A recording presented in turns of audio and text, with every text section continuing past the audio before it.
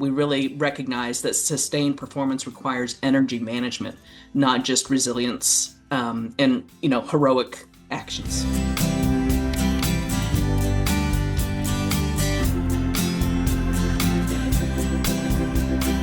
Hi everyone, and welcome back to the iVentiv Insight series. Today I'm delighted to be joined by Amy Cribb, Head of Learning, Development and Culture at BorgWarner. Amy is a member of the iVentiv community, most recently joined us for our Learning Futures Atlanta session in February 2026. We had some great conversations both in advance of that session and during, and we wanted to amplify that to the community, bring some of the things that you've been working on and spark a bit of a conversation with the iVentiv Global Network. So Amy, I am delighted to be with you today. Thank you so much for joining us. Thank you for having me. It's an honor. Great. One thing that I know you've worked on a lot at BorgWarner is, burnout and well-being. It's talked about a lot. People like to give it a lot of lip service, but it's rarely embedded in a really meaningful way. What was the original trigger for you at BorgWarner to make sure that it was a strategic leadership priority and one that really was actioned in that way? For us, it didn't start as a program idea. A lot of times L&D starts with a learning objective and we need to build something around it. But it actually started as a leadership moment. We were in a period of intense change. We had, it was after COVID, which was an intense change for the whole world. We were in the middle of a large merger after an acquisition. And we were also dealing with moving into the electrification space in the crazy world of 2021, 2022. And during this, one of our very senior leaders openly shared his struggle with stress and modeled recovery behaviors in a meaningful and personal way. And it was that moment that really legitimized that conversation of burnout and that we've got to do something different. So it helped reframe well-being from a benefit, a nice to have, to something that is leadership capacity. And we really recognize that sustained performance requires energy management, not just resilience and heroic actions. But as you say, part of resilience is understanding when you need to recharge, when you need to reset, and saying, actually, I'm not making or I can't make the right decisions unless I am feeling like I'm in my full mind and ready to do that. It's such an important thing to recognize. Absolutely. We reframed resilience into understanding that leaders see that recovery is part of resilience and it's not a luxury. It's a performance requirement. Yeah. I will always say those two words together from now on. You can't have resilience without recovery. I completely Absolutely. agree. And you mentioned that it didn't start from a program idea, and I think that's the most important way is if you make it as a real, as you say, it's been modeled, it's been voiced. But it did develop into a executive and leader energy retreats that I understand had great success. Perhaps you could share a little bit of what that looked like at BorgWarner. Absolutely. So we leaned into to some thought partnership with some of our trusted program developers and vendors, and we just started discussing what we need out of this leadership capacity and this leadership capability, and decided that burnout isn't solved with awareness. You can't just put things on a slide and have people say, "Oh, okay, sure, I'll try it." It has to be solved through practice. We know learning isn't development. Learning and practicing our development. And people who are not recovering are not going to take time to recover just because you tell them to. They've got to see from immersion to remove leaders from the everyday operating pressure so that they can experience it in real time and experiment with things like sleep and focus and movement to see how it's impacting them in that moment. So the retreat is really a person first training event. It's 3 days offsite, and it's about learning why your body needs recovery to be resilient and showing you multiple ways to get it on different energy fronts so that you can find what works for you. Mm-hmm. And that immersion seems so critical to shifting leadership behaviors. I understand you mentioned there was sleep science, was meditation, and all of that is thinking physiologically about the leader and not just mentally about the leader. Absolutely. Yeah, we bring in sleep scientists, we bring in physiology experts, we have them play pickleball. They go on morning hikes. The meals are designed for their particular needs, whether they're trying to build muscle or lose weight or just feel more energized. So it's really about having them see real time what impact it makes on their mental clarity, the amount of sleep that they have, and just how they feel, and how they're ready to go back at it faster and better when they're recovered. And what was the impact that you saw in real time for leaders that went on this program versus maybe others that didn't? At the end of the program, we heard a lot of sentiment about how this was going to change people's lives. And we always came about this as we want you to be better leaders, but our real impact and our real goal here is for you to be a healthy human. And we celebrated aha moments that were as personal as I've got to make changes so that I can be the grandparent I want to be. Yeah. And things that were really personal to people, just as much as we would celebrate, and even more than we would celebrate. Um, hey, I want to go back to my team and I want to talk to them about sleep so that they know that they can shut off for Yeah. 8 hours and really take that time to rest and to step away for a moment. So we saw that engagement, we saw that commitment come through loud and clear from those who attended, and we made a plan to make sure more attended.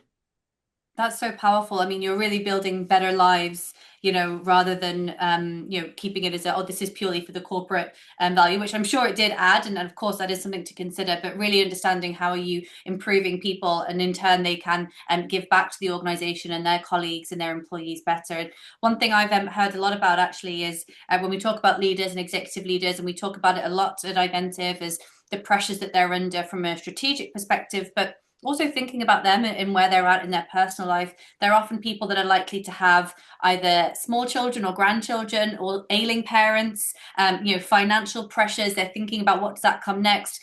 They're at a kind of a point in their lives as well where they're not just looking into pressures at work and strategic decisions at work, but they have to think really seriously about how are we built, what am I building for the rest of my life here as well.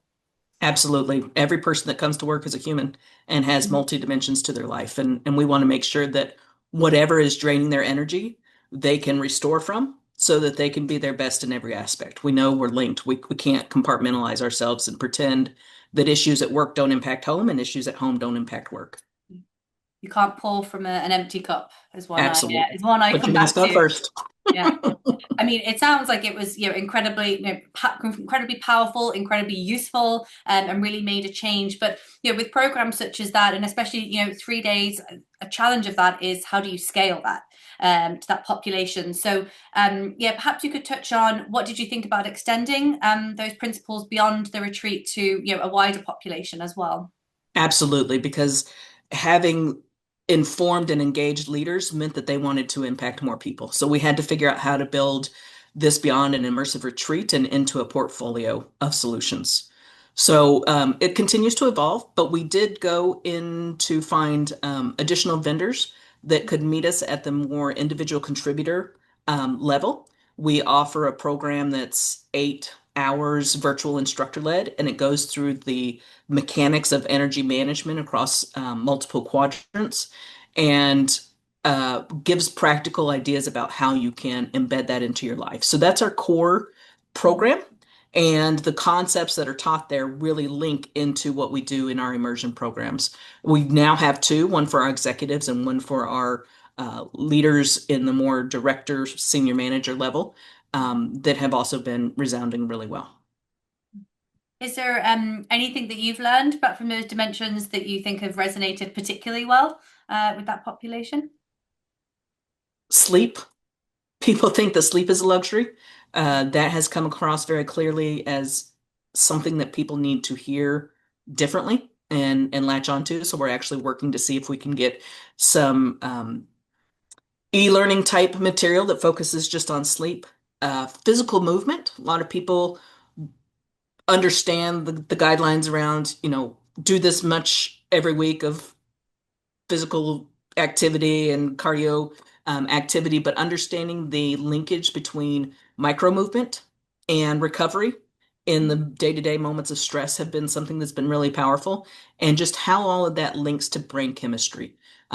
People saw that as, nice to have and didn't really understand the physiology. So showing that science, especially in a world where BorgWarner is, we have so many engineers, they want to know the why. And when you help show them the science behind it, it becomes something that they can engage with in a more purposeful way.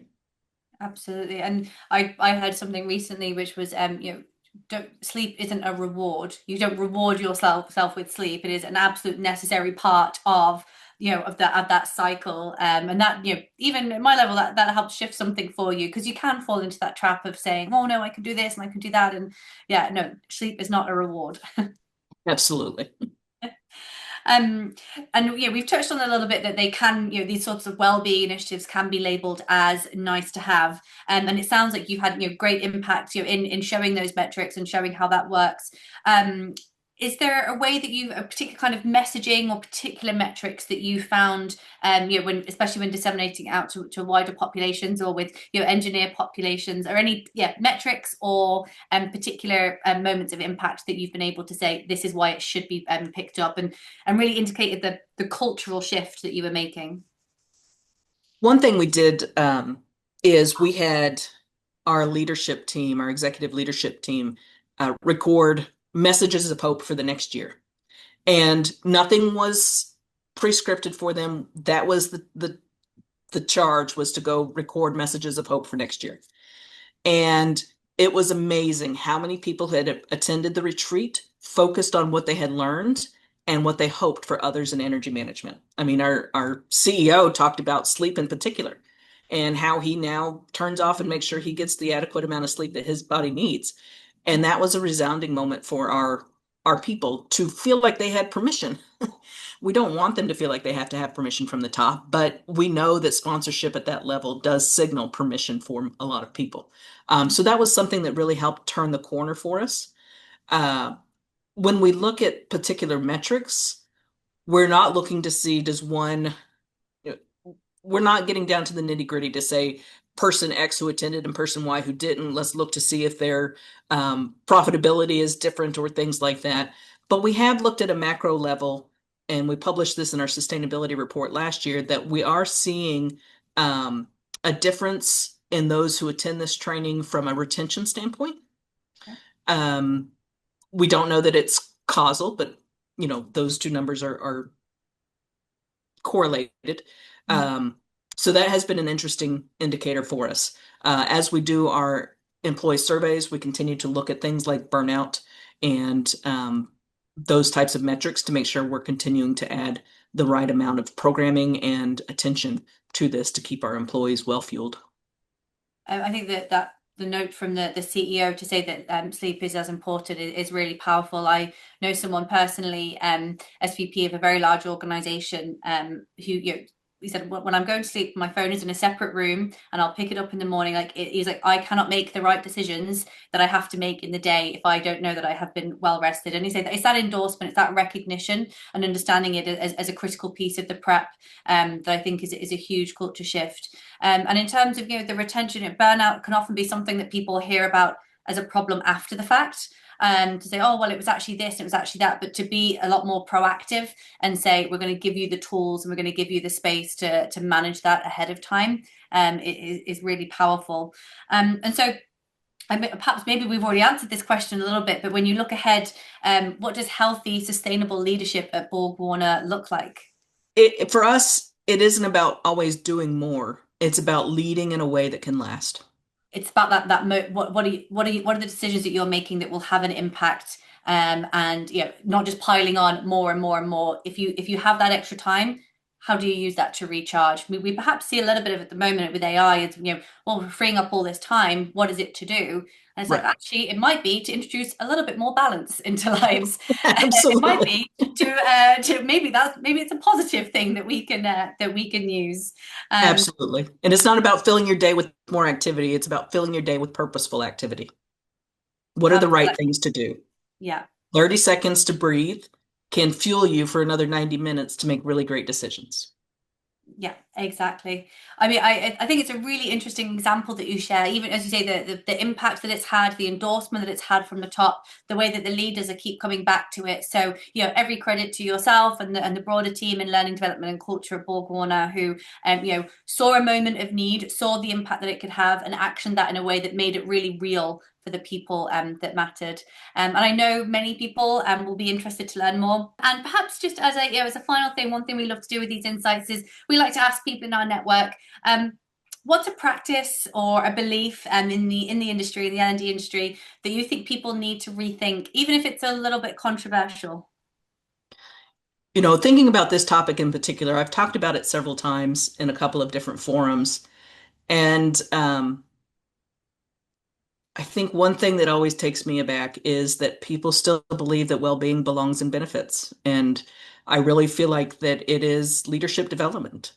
Um, if we're going to build sustainable performance, we have to design sustainable humans. And giving people access to well-being benefits is great, but if you don't teach them why and give them permission to do it in service of their well-being, Mhm. again, we're just learning, we're not developing. I had never thought of it that way, but that's exactly like that's it. Well-being is not a benefit; it is critical. So I really like that way of thinking. Thank you so much for your time today, Amy. It was really great to connect and to catch up and to put a bit of a spotlight on this story and this example. And as I mentioned, the conversation can continue. So please do reach out to Amy on LinkedIn, or you can reach out to myself. Happy to be put in touch. But thank you, and I look forward to seeing you at an iVentiv event again soon. Great. Thank you so much for the partnership and for asking.